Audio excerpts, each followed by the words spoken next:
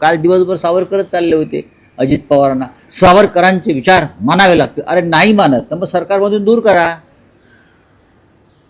ना. ते नाही सावरकरांना मानत, मग तुम्ही काय करताय? तुम्ही आमच्या बाबतीत आम्हाला सांगताय ना. मीरा भाईंदरमध्ये भारतीय जनता पक्षानं MIMला पाठिंबा दिला आहे. पुढे मीरा भाईंदरमध्ये म्हणजे फडणवीस ओबीसी भाई आणि आम्हाला ज्ञान देतात. अमरनाथमध्ये काँग्रेस आणि भारतीय जनता पक्ष एकत्र आलेला आहे. आता ते हिरवे नाही काय झाले? मीरा भाईंदर आणि अमरनाथमध्ये ओबीसी आणि काँग्रेसबरोबर त्यांची चुंबाचुंबी जी चाललेली आहे, निकाह लागलेला आहे त्यांचा, मग आता हिरवे नाही झाले? मी जे म्हणतो ना, दुतोंडी गांडूळ आहे हे, आणि त्या पद्धतीनं त्यांचं राजकारण सुरू आहे.